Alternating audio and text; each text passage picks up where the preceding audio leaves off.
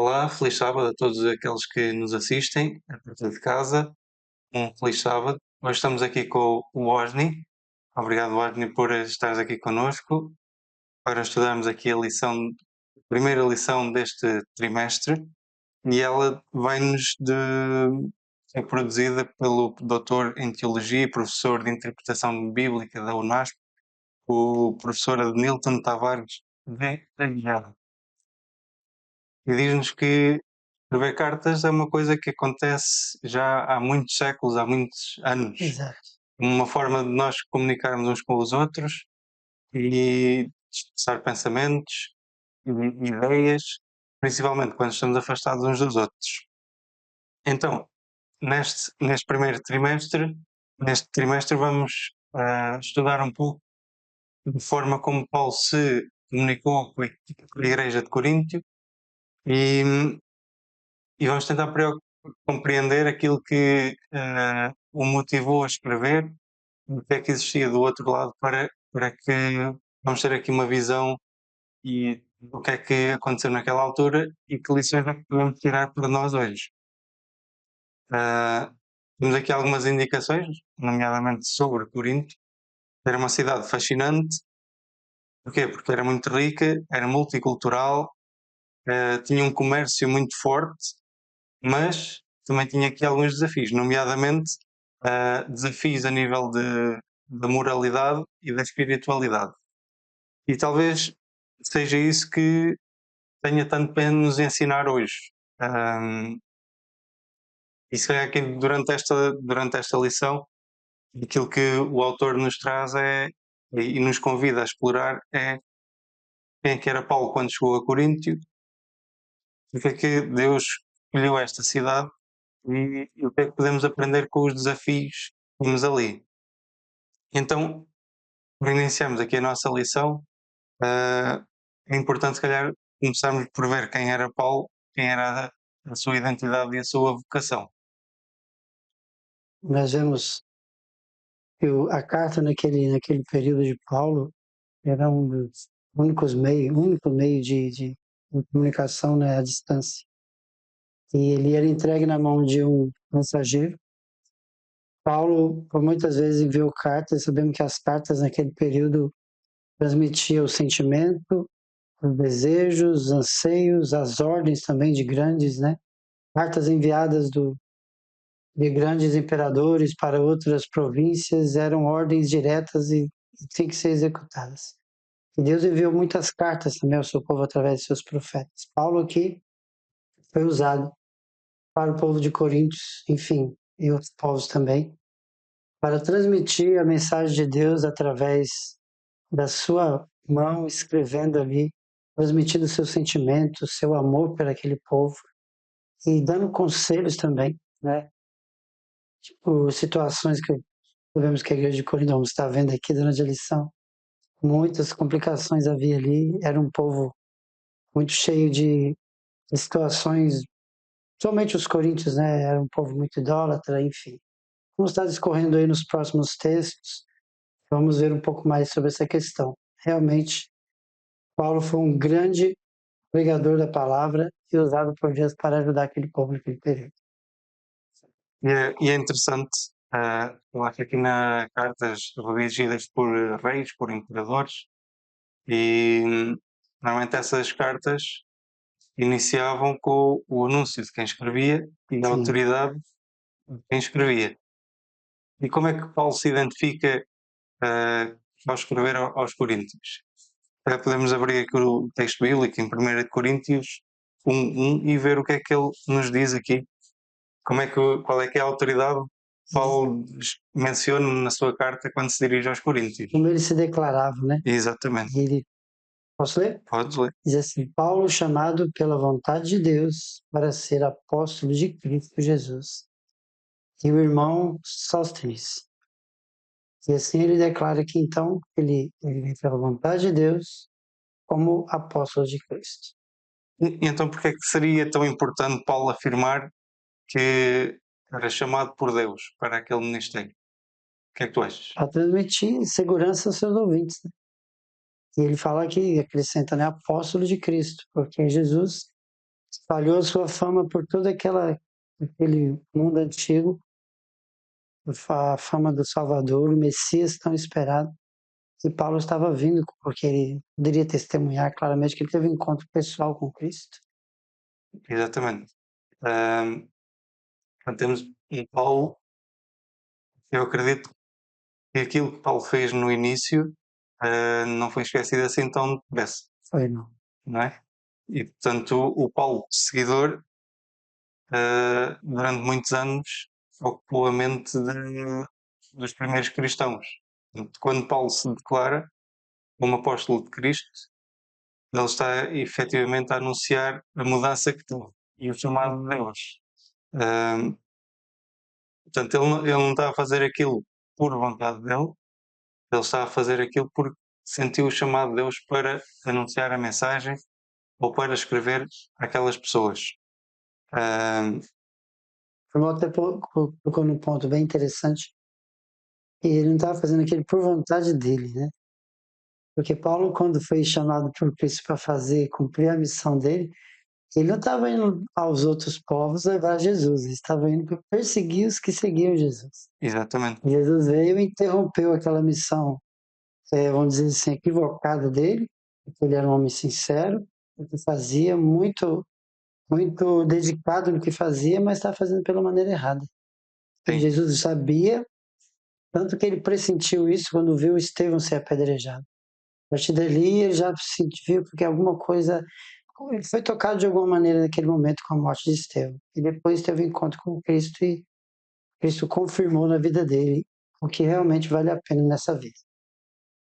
Aí nós vemos aí a sequência, vamos ver como Paulo lidar com aqueles que Deus estava usando ele para ser chamado para servir Sim. a Cristo também.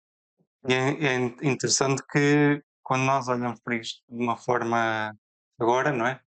Quando olhamos para aquilo que Paulo fez, vemos que a identidade dele não dependia dos outros, mas efetivamente ele tinha uma missão com Deus.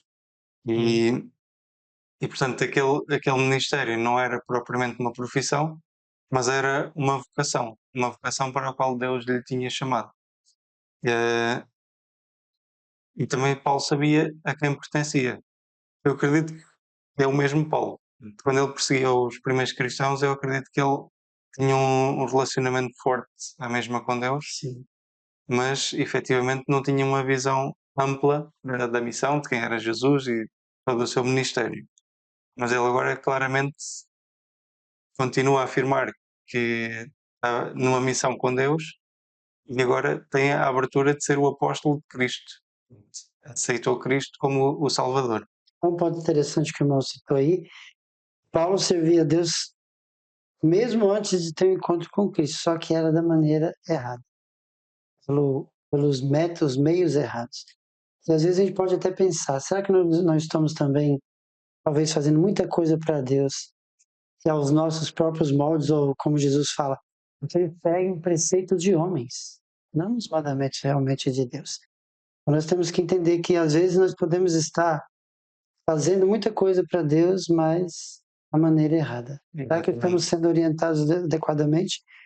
A parte que nós vimos aqui do verbo para memorizar, fala que Paulo teve uma visão, né, que o Senhor lhe disse, não tenha medo, pelo contrário, fale e não fique calado, porque eu estou com você. Nós temos certeza que Deus está conosco, não precisamos temer. Só a parte de sábado que antes da gente mudar, irmão, eu queria só lembrar a história do William Carey. Era um sapateiro que usava sua profissão, a parte de sábado aqui, usava sua profissão e falava assim, eu uso o conceito de sapatos para pagar as minhas, enfim, da subsistência dele, mas um meio também de transmitir a mensagem. E como nós estamos usando nossa profissão, nossa amizade, nosso relacionamento com nossos irmãos ou com amigos, vizinhos, para transmitir a mensagem? Podemos fazer, porque Deus nos garante aqui, no texto aqui do verso para memorizar, que Deus disse a ele, fale sem medo, eu estou com você. Sim, sem dúvida. E acredito que muitas vezes nós temos aquela questão que é vamos pelas nossas próprias forças Nós é que estamos a levar a missão para a frente e este é o pensamento errado, não é? Exatamente. A missão não é nossa Não é? e quem abre e fecha portas é o nosso próprio Deus. Ah, e gostava de deixar lá para casa aqui duas perguntas para refletirem. Uma delas é: será que hoje também enfrentamos crises de identidade espiritual? Esta é uma pergunta pertinente, não é? Porque naquela altura havia este problema. Será que hoje também temos crises de identidade espiritual? E uma segunda pergunta: como podemos descobrir a nossa própria vocação dentro da igreja?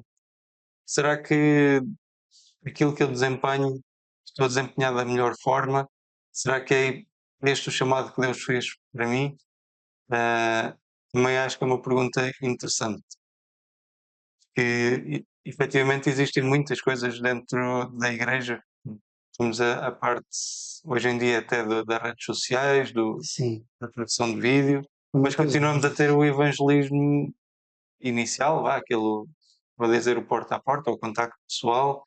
Continuamos a ter os ministérios das crianças, continuamos a ter o Ministério da Escola Sabatina. Portanto, dentro do universo daquilo que podemos desempenhar dentro da igreja, como é que nós podemos descobrir esta vocação? Muitas vezes a gente nem sabe que tem algumas vocações, né? A Bíblia fala que o Espírito dá os dons, né? Deus concede a cada um conforme aquilo que é a vontade dele. Então, há muitas situações, eu falo por mim, que eu nunca imaginava que ia fazer na igreja, né? Aí um dia alguém me convidou, aí eu falei, olha, eu nunca fiz isso. Como se faz? Ele me direcionou e depois aquilo se abriu de uma forma muito, muito interessante. Sim. Então adiante, né? Só para, antes de avançarmos, há aqui Sim, uma frase que eu trouxe e acho que ajuda aqui reforça aqui um bocadinho aquilo que temos estado a falar, que é quando sabemos quem nos chamou, suportamos melhor as dificuldades da missão. exatamente. Portanto, nós não vamos com as nossas próprias forças, mas vamos por aquele que nos chamou. Só quando o pai sai para trabalhar, ele lembra, tem um filho, tem uma casa para cuidar, enfim. E tem algo que o motiva a ir à luta e a batalha. E assim, quando Cristo deu o exemplo por nós também podemos fazer por ele o mínimo, né? Ele pede Exatamente. por nós. A parte do domingo aí vem falando Paulo, apóstolo de Jesus, chamado de Deus. É um pouco já do que a gente comentou no sábado, mas nós vemos aí que mas domingo eu deixei aqui uns detalhes que Sim, eu achei interessante. Ele foi chamado pela vontade de Deus, né? E também nós vemos a história de Jeremias aí nessa parte de domingo, que desde o ventre já foi destinado para servir a Deus como profeta. Não só Jeremias, também como podemos ver a história de João Batista, né? Ele nasceu para ser o precursor de Cristo. Enfim, Paulo veio até a igreja de Corinto trazer aí a mensagem de Deus através da sua vocação, que Deus o chamou para servir ao povo de Corinto e muitos outros povos, né? O que o irmão viu de mais interessante a parte de domingo aí, pode de compartilhar com a gente. certa forma já tivemos aqui, já explanamos, Exato. já explorámos aqui esta parte da vocação, da identidade, do chamado, ah, e se calhar agora avançávamos aqui aqui na história, por assim dizer, Sim, sim. e é interessante que Paulo, antes de chegar a Coríntios, passa ali por umas situações, também elas de certa forma caricatas. Portanto, Paulo inicia em Bereia, depois acontece ali uma série de situações e ele teve que seguir, quase que fugir de Bereia e foi até Atenas, antes mesmo de ir para Corinto. E, e esta era, daquilo que nós conhecemos da civilização grega, Atenas era por excelência a terra dos filósofos. E o que é que aconteceu lá? Paulo, como sempre, utilizou o método que costumava usar, que era primeiro dirigir-se aos judeus, lá do sítio, e então depois abriu o leque para alcançar também os gentios. Essa era a ordem de Cristo, né? Primeiro em casa, Sim. depois os de fora. Mas ele enfrentou grande oposição dos judeus, essa mensagem.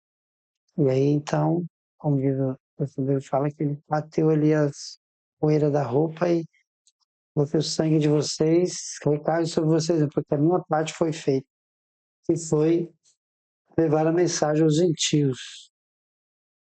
A parte de domingo vem trazendo aqui os detalhes quando Paulo avança para levar a mensagem adiante e passando por Atenas. Antes disso, teve ali algumas situações, né, que ele também que dificultou um pouco a sua mensagem, mas o ponto principal dessa situação aqui, da mensagem de Paulo, foi entrar em Coríntios e ali levar, porque Deus falou para ele, olha, tem muitos aqui e você precisa ficar aqui. Vamos ver nos próximos textos mais sobre essa questão. Sim, mas aqui em Atenas há a forma como Paulo se dirige, a determinada altura, é chamado ao Areópago e pergunta-lhe, mas que doutrina é esta que tu nos trazes? É estranho. Deus é esse. Exatamente. Não é? E Paulo usa o contexto dos atenienses para dizer, vocês adoram um Deus que é o Deus desconhecido. Portanto, esse Deus desconhecido é aquele sobre quem eu falo.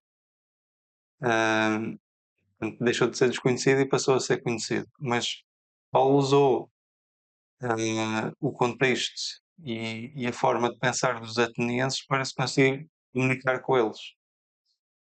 No entanto, depois, quando passa para Coríntio, a abordagem já foi diferente. Já falou de Jesus Cristo ressuscitado. E este ponto traz-nos aqui uma forma de pensar, e a lição também nos remete para isso, que é, consoante as circunstâncias, às vezes temos que adaptar o método. No entanto, hum, o método pode ser diferente, mas a mensagem tem que ser a mesma. A mensagem não pode mudar. A mensagem não pode mudar, o princípio não pode mudar. E será que mudou alguma coisa na forma de Paulo apresentar a mensagem? Só na forma, não é? O conteúdo era o mesmo. Era o mesmo Deus, era o mesmo Jesus, Exatamente. era o mesmo Jesus Cristo ressuscitado para a salvação das pessoas, mas a forma como ele se dirige a um dos filósofos é diferente da forma como ele se dirigiu ao povo de Corinto. Paulo era um homem muito sábio, muito estudado, muito realmente instruído. Então, onde ele não chegava logo assim e ia fazendo o que tinha que fazer. Ele chegava, estudava o ambiente. Enquanto que em Atenas ele encontrou lá um dos altares aos deuses deles, lá um deus desconhecido. E aí que ele achou o caminho. É esse aqui, ponto que eu vou abordar. E aí falou, esse deus desconhecido é o Deus que eu estou a dizer. É o Deus criador de todas as coisas, é o Deus que tudo formou, e começou a abrir a mente dos atenienses para poder entender de qual Deus que ele estava falando. O povo não sabia, não conhecia esse Deus criador, esse Deus diferente do que eles já conheciam, né? Eram muitos deuses, e o nosso tempo hoje também não é diferente, são muitos deuses, é Deus, pelo menos a gente já viu aí, é Deus do casamento, enfim, é santo para todo tipo de situação. E a gente precisa entender que só um Deus verdadeiro, um Deus que dirige todas as coisas. E interessante, e se calhar podemos aqui usar a nossa Bíblia para ler. Efetivamente estamos aqui a falar da forma como Paulo se dirigiu aos atenienses e acho que nós temos aqui a oportunidade até mesmo de ler. Portanto, no livro de Atos, no capítulo 17, a partir do versículo 22, diz assim, Atos 17, a partir do 22. Estando Paulo no meio do Areópago, disse, homens atenienses, em tudo vejo que sois muito religiosos. Pois passando eu, vendo os vossos santuários, achei também um altar em que estava escrito: Ao Deus desconhecido. Ora, esse que vós honrais sem conhecer é o que eu vos anuncio. E, portanto, é aquela deixa em que Paulo vê, ok, no meio de tanta religião, no meio de tanto de Deus, como é que eu introduzo Ele achou a a. brecha. Como é, portanto, na linguagem dos atenienses, Paulo pensou, como é que eu introduzo aqui mais um Deus? Não um Deus feito de pedra ou de ouro, mas o verdadeiro Deus. E então ele achou então essa brecha. Uh, quando Paulo chega a Corinto, a situação muda de figura, certo? Exatamente. Ele ali começa a falar no seguinte. Portanto, o método aconteceu da mesma forma. Primeiro ele dirige-se aos judeus do sítio e só depois então é que abre o espectro para outras pessoas. É interessante quando ele vai à sinagoga, já em Corinto, e fala sobre a mensagem que leva, encontrou a resistência dos judeus, Da maioria. da maioria. Por isso que Jesus declara assim: veio para os seus e os seus não receberam, a Bíblia declara. Mas ali teve no meio uma situação e uma pessoa que realmente creu na pregação de Paulo, né? Nós vemos aí que Paulo não só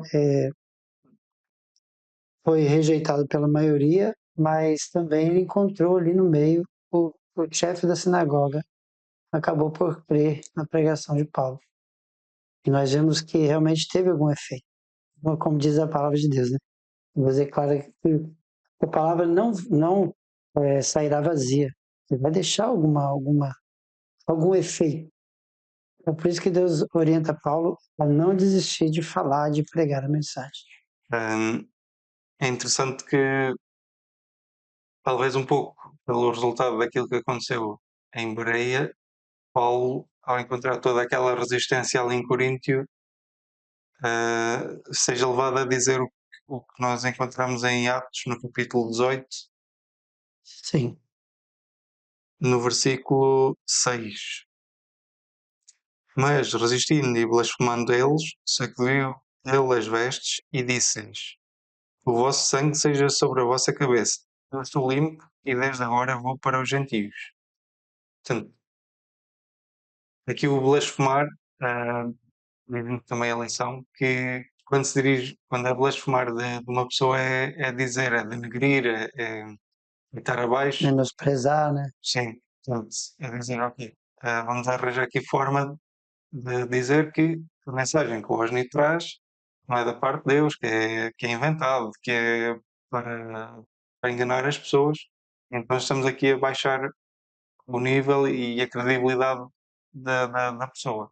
E foi isso que os judeus fizeram a Paulo. E então ele diz, ok, pronto, se vocês não querem, a minha parte está feita, portanto eu parto para outra missão e vocês ficam com a vossa culpa. O que é interessante na questão do evangelho é que Deus não pede para a gente converter as pessoas. Ele fala, ide e pregai.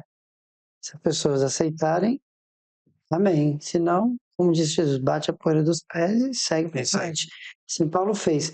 Mas aí nós vimos aqui que Lício Justo, né, que era o chefe da sinagoga, ele entendeu, Ele aceitou. aceitou a mensagem e entendeu que realmente aquela mensagem não era qualquer mensagem, de tudo que já tinha sido falado de Cristo, enfim, ouvido de Cristo. Agora vem Paulo, que também era judeu, né, de origem judaica, enfim, tem cidadania romana e outros. Paulo era uma pessoa muito influente, mas ele entendeu que realmente quem era Cristo, porque ele teve um encontro pessoal. E o ponto principal de a gente ser um bom pregador do Evangelho não é o fato de a gente sair por aí falando, a gente ter uma convivência, uma comunhão, uma intimidade maior com Cristo. Porque você falar daquilo que você não conhece, não tem experiência, é uma coisa vazia.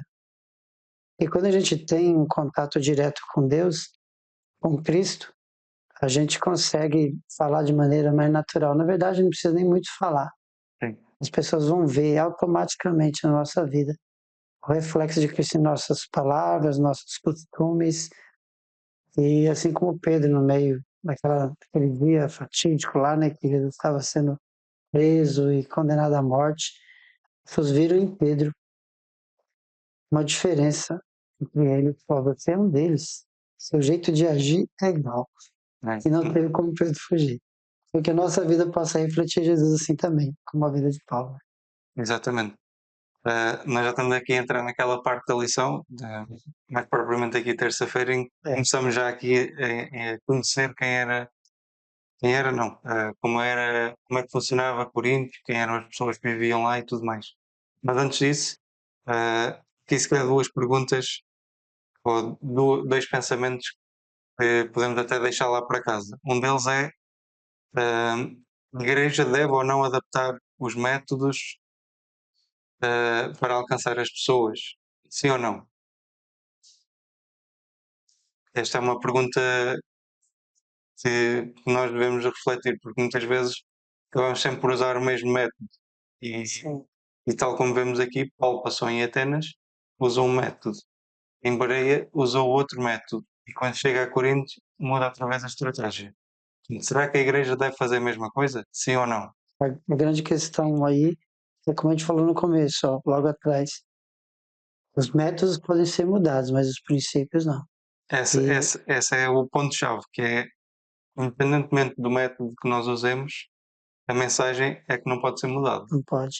Tem um texto do Espírito e Profecia que fala assim que rebaixar o nível da verdade para obter conversos não converte as pessoas a Deus, e sim a igreja ao mundo. Sim. Porque você acha que diminuir a força, a autoridade da palavra para poder as pessoas ver mais facilidade, eu vou lá porque ele está mais fácil.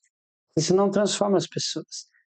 Isso muda o ambiente do local, ou seja, diminui a doutrina de Deus, rebaixa o nível do poder da palavra de Deus, para ver se atrai pessoas mais fracas que querem continuar sendo fracas. Ele vai te declara que isso não converte as pessoas. Isso faz o quê? Vai acabar mundanizando a igreja em vez de atrair os mundanos para a doutrina verdadeira. Este é o segundo pensamento, que é nem sempre o sucesso se mede pelos resultados imediatos. Portanto, muitas vezes nós queremos fazer uma campanha evangelística e batizar 5.000 pessoas. Exatamente. E o que acontece é que muitas vezes não acontece mesmo nada, não é? Mas é aquilo que também já tínhamos falado há pouco. Deus pede-nos para semearmos, não é? Espalhar a semente, espalhar a palavra. Os resultados podem não vir logo na altura. Talvez não seja naquele momento, né? Porque lá no Brasil teve uma experiência comigo mesmo, a gente subi com uma pessoa, um vizinho, e aí teve lá uns problemas familiares e já estávamos um pouco avançados já no estudo e não podemos continuar. E depois de alguns anos eu voltei lá, a vizinha estava batizada, o pai dela batizado, a filha batizada. Eu fiquei muito feliz em ver aquela família. E eu não falei nada, eu falei, poxa, naquela época podia ter dado certo, né? Às vezes naquela ansiedade que a gente tem, o evangelho avançar logo. Mas a mensagem foi plantada, a semente foi colocada naquele coração. E Deus adubou, regou, e cresceu, depois ela encontrou o ponto importante, e o ponto de decisão. E tomou a decisão, estavam vendo, eu fiquei muito feliz. Ela me chegou para mim e falou, olha, naquele tempo a gente fez o estudo e a gente não tomou a decisão, mas a semente ficou plantada. E glória a Deus. Isso não é para nossa glória. Paulo mesmo fala assim, né? Deus, que Cristo seja exaltado, nunca é gente. Primeiramente é Deus. Sim. E nós estamos a fazer, a cumprir uma missão, por assim dizer. Exatamente. E a missão não é recolher conversos, portanto, é espalhar a mensagem. Levar a mensagem ao maior número de pessoas. Dar o maior testemunho possível de que aquilo ali realmente é verdadeiro e é importante. Só antes de prosseguir aqui, eu lembro de Noé. Eu vi um vídeo de uma pessoa dita cristã aí, falando assim que Noé foi um péssimo pregador. Noé pregou 120 anos e não converteu ninguém. Pensa, vamos pensar nisso. Se a gente for pensar na realidade. 120 anos pregando, falando que vai vir o dilúvio, vai vir o dilúvio, o mundo vai se acabar em água. E só a sua família foi junto com as suas noras lá, né? E os outros se perderam e ninguém, porque não era um mau pregador? Ou é o coração das pessoas que estavam tão duro como Jesus fala? Por acaso, quando vier o Filho do Homem, achará fé na terra? Assim como foi nos dias de Noé, Sim, será nos últimos dias. Então, a nossa missão é, nós temos uma responsabilidade de dar um bom testemunho, viver o cristianismo adequadamente, independente se vai agradar ou não as pessoas. Como diz Paulo, esteja em paz com todos o que depender de vós. E se ainda assim a mensagem não alcançou ninguém, esteja em paz, porque você cumpriu a sua missão e a conversão quem faz é o Espírito Santo, se os corações das pessoas estiverem receptíveis a isso. exatamente. Então, veio aqui um bocadinho no seguimento daquilo que temos estado a estudar, que é será que as pessoas estavam ou não receptivas em Corinto? Eh, e quando nós analisamos aquela cidade, se a nossa primeira leitura aqui não há hipótese. Se calhar vamos ser os Noés da vida, vamos lá pregar a mensagem e saímos lá sem resultado. Vamos fazer igual o Jonas, né? Não, lá não adianta pegar aquele povo, né? Exatamente. Então, que cidade era esta? Cidade de Corinto. Portanto, a nível de economia, temos relatos tanto na Bíblia como na história que Corinto era uma cidade extremamente rica e era uma cidade muito importante porque efetivamente tinha dois portos. Quando vemos no mapa, a cidade apanha portanto, apanha mar do lado este e do lado oeste. Portanto, acaba por ser ali uma cidade importante de comunicação, não é? É um elo importante da comunicação marítima na altura. Uh, e isto faz com que seja uma cidade, um centro internacional de comércio da altura. Mas, a nível de moralidade, também tinha a sua fama. Má. Fama má. Normalmente é pelo mal. Se fosse fama boa como a fama dos negócios, né? Enfim. E aí é o ponto porque Deus pediu que Paulo fosse para lá, para que o povo não ficasse sem a oportunidade de tomar decisão. Exatamente. Além disso, ainda continuamos aqui a ver quem era aquela cidade, quem eram as pessoas que ali habitavam, e vemos que é um ambiente social permissivo. Isto porquê? Além de ser multicultural, mas também temos aqui a parte da religião, em que, em que adoram vários deuses, e até mesmo a parte da imoralidade sexual, que é muito debatido, e Paulo insiste muito neste assunto depois nas suas cartas, mas acaba por ser ali pontos a, a tocar, pontos a melhorar com aquelas pessoas. Exatamente por eles terem este ambiente social permissivo, que tanto a idolatria como esta parte da imoralidade sexual e até mesmo a imoralidade no seu contexto geral acaba por tornar ali um ambiente desafiante. Não é? Quando é tudo permitido e depois chega alguém e diz assim, calma, o Deus Criador Vamos colocar umas regras aqui. vai pôr aqui umas regras porque Deus não criou para que isto funcionasse assim. Exatamente. Existem regras, existe família, existe organização social, existe a adoração verdadeira, não é? Nós podemos pensar assim, ok, isso era um ambiente mesmo muito desafiador porque onde tudo é permitido, chegar lá e colocar uma série de regras, vamos dizer assim, eu prefiro ficar no ambiente onde estou do que agora ter que me vir aqui a várias regras. O ser humano normalmente não gosta de regras, né? Na maioria dos casos, querem viver a vida dissolutamente, com a vida de libertinagens. A liberdade não nos dá direito à libertinagem. Né? A liberdade verdadeira que nos tornam livres é como Paulo fala, toda disciplina a princípio parece sem sentido, mas ao fim dela traz um sentimento de justiça e paz. Ou seja, você cumpriu a sua parte, você está tranquilo, ou seja, cumpri a minha responsabilidade. É isso que Deus deu a Paulo. Paulo chegando aqui na parte Em Corinto, na parte de terça-feira, ele encontra duas pessoas muito importantes, Áquila e Priscila. Né? Sim. E a partir daí, ele orienta ali os seus ouvintes a não se associar com deuses, né? Enfim, coisas impuras, com pessoas que praticam roubo, com a imoralidade, enfim, né? Os alimentos sacrificados a ídolo, ele orienta, não vão condenar ninguém que faça, porque esse Deus nada tem, né, com Deus verdadeiro. Você não vai condenar as pessoas, vai chegar logo querendo tirar tudo quanto é costume, porque as pessoas podem se assustar. Ele ofereceu Cristo, e com o tempo as pessoas vão pegando a experiência, vai entendendo, vai conhecendo Cristo, e o coração vai sendo convertido. Mas o ponto principal, ele falou, ele proibiu a questão de se envolver com pessoas que mexem com tirar o que é dos outros, com imoralidades sexuais, em práticas idólatras, pagãs. Esse é o ponto que você tem que se afastar. Abstência dessas coisas. E você abre o caminho para o Espírito de Deus trabalhar no coração. É. Mas ainda tinha aqui outro ponto Sim. que punha mais alguma dificuldade, que é, além de ter isso tudo, as pessoas também materialmente estavam bem.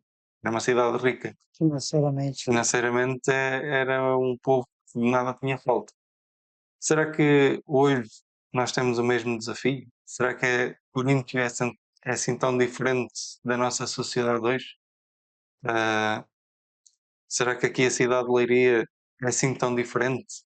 Não é? Apesar daquilo que tem acontecido ultimamente, entre tempestades, sismos e tudo mais, será que vivemos assim tão mal? Ou será que vivemos quase como está aqui descrito, como era a cidade de Corinto? Muitas vezes o bem-estar financeiro pode nos trazer o mal-estar espiritual, né? Porque a gente confia tanto na nossa condição financeira que estamos bem. Aí podemos voltar lá à igreja de Laodiceia, né? Sou rico, abastado, não tenho falta de nada, estou tranquilo, estou de boa, como diz a expressão, né? Sim, Só que te falta o principal. Lembra do jovem rico? Um jovem rico, tinha tudo, posses, muito dinheiro, e guardava os mandamentos ali com toda a dedicação desde criança, e Jesus falou, só te falta uma coisa. E essa coisa era o principal, que era abandonar o amor às riquezas e se entregar ao maior tesouro de todos, que é Jesus. exatamente. Portanto, quando nós olhamos para os desafios, porque as pessoas hoje em dia não aceitam a mensagem, não querem nada com Deus, efetivamente na altura também não era muito diferente, porque o conforto material também existia. Exatamente. Portanto, haver esta quebra do meu conforto, apesar de todas as práticas erradas, para uma mudança, para aceitar um Deus, na minha opinião, acaba por ser um desafio igual ao que Paulo encontrou em Corinto. Portanto, isto acaba por nos trazer aqui ah, alguns desafios, algum ânimo, porque afinal nós não estamos assim tão diferentes daquilo que os apóstolos encontraram e, e talvez seja aqui esta frase também nos ajuda aqui a ter algum alento quando nos diz que Deus não espera encontrar um mundo perfeito para estabelecer a sua igreja. Pelo contrário, não é? Quando Jesus veio para uma sociedade em que notoriamente faltava-lhe Deus. Apesar de ser um Exatamente. povo de Deus, faltava Deus lá no meio. E sempre que Deus pede para nós cumprirmos a missão é porque efetivamente Deus não está lá. E pede que nós sejamos os embaixadores para levar a mensagem, para anunciar as boas novas às outras pessoas. Tanto Jesus declara, os sãos não precisam de médicos, mas sim os doentes. Exatamente. Mas a pessoa está bem e nós vemos a parábola lá das 99 ovelhas, né? Que ele deixou as 99 ali no aprisco e foi em busca da ovelha perdida. Qual que precisava de mais cuidado? As 99 ou a que estava perdida, machucada, ferida? Então ele deixa as 99 sãs, cuidadas, para ir atrás daquela que precisa de auxílio. Por isso que Deus enviou Paulo e elegeu ele como o maior pregador e escritor também, né, de cartas, enfim, como grande mensageiro da sua palavra para alcançar pessoas que estavam lá fora, os gentios, sinceros que precisavam de Cristo. Ok. Portanto, já vimos aqui um pouco como é que era a cidade, quem era Paulo, e será que um grande pregador como Paulo também precisava de encorajamento? Sim ou não? Com certeza. Com certeza, não É é? ser humano, né? É ser humano. Ser humano tem seus momentos altos, baixos, momentos de coragem, momentos de medo, enfim. E então é depois daquela experiência de ir à sinagoga e dizer, ok, o vosso sangue caia sobre vós, porque a minha missão está cumprida aqui, portanto vão voltar para outra coisa, para outras pessoas, que o próprio Jesus tem um encontro com Paulo e lhe diz aquilo que nós encontramos no Sim. verso áureo, não é? É. Portanto, não temas, mas fala e não te cales, pois eu sou contigo e ninguém lançará a mão de ti para te fazer mal, porque tenho muito povo nesta cidade. Portanto, esta é sem dúvida uma mensagem de encorajamento. Já vimos como é que era a cidade, já vimos como é que eram as pessoas, já vimos a resistência que Paulo teve com os judeus lá do sítio. E Paulo, com a experiência que teve em Bereia e até mesmo em Atenas, não é? Já era a terceira vez. Ele já estava a ver, pronto, tem que ir pregar para outra, como se costuma dizer na gíria, tem que ir pregar para outra freguesia porque aqui não vai dar Não está, resultado. não tá dando nada certo, não. E então foi o momento em que Jesus aparece e Mas diz: Não, a missão é mesmo aqui, essa era vá-se embora. a visão dele, né? Mas Deus conhece muito mais. O ser humano às vezes se limita, mas os olhos de Deus vão além. E vai além daquilo que a gente possa imaginar. Por isso que Deus veio através de uma visão e orientou ele. Fica mais um pouco, não dá muito o que fazer. Nosso tempo está um pouco já adiantado, a gente precisa dar um resumo aqui nas partes finais, né? Sim. Eu diria que aqui sobre esta não nos íamos alongar muito mais, até já abordámos isto. Aqui, se calhar, algumas perguntas para reflexão. Uma delas, ou esta seria a pergunta, que é quantas vezes é que nós desistimos porque não vemos os resultados imediatos, não é? E quando lemos aqui esta experiência de Paulo, muitas vezes, se calhar, podemos retratar isso em nós, não é? Nós não estamos a ver resultados e então decidimos ir para outra se ok, isto não vai dar resultar, vou abandonar. Ah, só porque não vemos os tais resultados imediatos. E então Jesus veio e disse: Não, é aqui a missão. Ah, e aqui esta não é uma pergunta, mas é aqui um pensamento. Deus trabalha para além daquilo que nós conseguimos observar.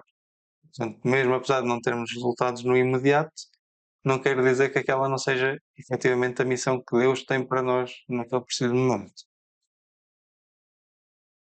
Ah, isto aqui só para complementar e avançarmos então na nossa lição. Então, surge a pergunta, então porquê que Paulo escreveu a Coríntios? Nós temos aqui várias referências, ahm, mas efetivamente Paulo escreveu porque a igreja tinha muitos problemas. Se estivesse tudo bem, Paulo não iria escrever, provavelmente.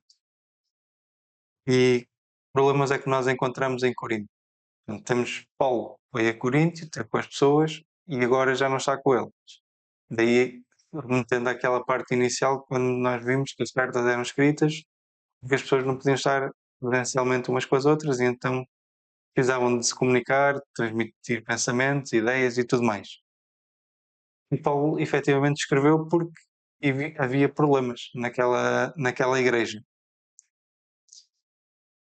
E os problemas que existiam lá já eram aqueles que já eram esperados que viessem a existir, não é? Portanto, se eles estão numa cultura que é muito permissiva, e quando se baixa então o nível da mensagem, como estavas a dizer há pouco, Sim, então não é a igreja que converte as pessoas, mas é as pessoas que trazem os costumes para dentro da igreja. Nomeadamente as tais divisões, trazem a imoralidade, trazem os litígios, trazem as questões do casamento e da família, não é? A tal a adoração, aquela miscelânea de adoração de vários deuses, e até mesmo um dos pontos que também Paulo foca, que é a parte dos dons espirituais mal compreendidos. Quando nós pensamos sobre isto aconteceu na igreja primitiva. Será que também acontece hoje? Ou nós já temos um nível de organização tão grande que não acontecem problemas destes na nossa É igreja? tudo perfeito, né? Exatamente. Tá. Então, sabe, Salomão declara assim: não há nada de novo debaixo do sol, né? Diz que é coisas que aconteceram no passado volta a acontecer no presente e acontecer no futuro. Muda talvez os meios, as formas, mas as coisas são as mesmas. Onde há ser humano, sempre vai haver problemas. Se Deus não estiver no meio para classificar e equilibrar as coisas, se a palavra de Deus não for nossa base, assim como Paulo queria que fosse a Coríntios, então os problemas não só acontecem, como persistirão em acontecer. Nós vemos que Paulo teve grandes situações aqui na parte de quarta-feira, vem citando situações assim de prosperidade do evangelho, mas também de muita rejeição. E as nossas missões e desafios no evangelho sempre são grandes. Não foi só com Paulo, mas com tantos outros que precisaram ali persistir, insistir, mesmo sofrendo perseguições e tantas outras coisas, mas não desistir de levar o evangelho. Isso resume tudo, né? Porque dependendo das dificuldades, temos que saber que quem é o comandante é Deus. Sem dúvida, porque os desafios que apareceram no início da igreja são os mesmos que acontecem hoje. Em maior ou menor escala, dependendo também da região, mas efetivamente acabam por ser semelhantes. Portanto, tudo aquilo que a sociedade, o costume do local, a forma de ser das pessoas, tenta minar aquilo que é a mensagem verdadeira de Deus. Portanto, e como falámos há pouco, muitas vezes é tentar adaptar a palavra àquilo que eu me identifico, àquilo que eu quero, àquilo que me sinto bem, quando na verdade a missão e a palavra de Deus não é nada disso. Não é? Sim. A mensagem de Deus é para que as pessoas se transformem, não é? Para que as pessoas a adaptem para, ok, está tudo bem, continuo na mesma, e a palavra de Deus até se adequa a mim. Portanto, e esse continua e continuará a ser um desafio até ao final dos tempos, que é, e como estávamos aqui a dizer, onde houver pessoas há problemas. E vamos sempre debater pode não ser imoralidade, mas podem ser litígios, podem não ser problemas de família, mas podem ser problemas de adoração. Portanto, ou então pode ser tudo isto, desavenças, problemas, enfim. mas isso haverá sempre. Não é que isso nos deva confortar, mas desde o início, desde a tal Igreja Apostólica, que esses problemas existem. Mas também devemos pensar que estas igrejas, com problemas, com pessoas com defeitos, com conflitos, são a Igreja de Deus, não é?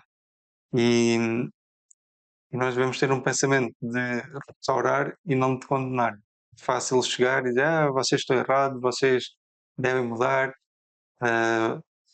esta igreja vai se perder. Condenar é fácil, o difícil é restaurar. E assim, vamos lá ver como é que resolvemos o problema, vamos lá ver como é que melhoramos, como é que estabelecemos a adoração a Deus. Essa é que é a parte difícil. Para a gente entender que quem resolve os problemas da humanidade é só Deus. Deus pode usar alguns instrumentos, né, como Paulo. Isso gera uma que eu acho muito interessante aqui na parte final aqui. Ela vem falando sobre como foi o chamado de Deus. Paulo entendeu isso como uma ordem para permanecer em Corinto e uma garantia de que o Senhor daria fruto à semente semeada. Uma grande igreja foi inscrita sob a bandeira de Jesus Cristo. E ali, no caso, houve um grande sucesso, porque o plano não era de Paulo, o projeto não era de Paulo, do ser humano, era de Deus. Nós vamos aqui encerrar, né? Sim, sim. Porque o tema é muito interessante, mas o tempo não é grande. Nós precisamos E chegar ao só, se final. calhar, encerrar aqui com Por favor. dois ou três pensamentos. Portanto, um deles é que Deus trabalha com pessoas reais, em igrejas reais e com problemas reais. Portanto, isto é um pouco o resumo daquilo que temos estado a ver.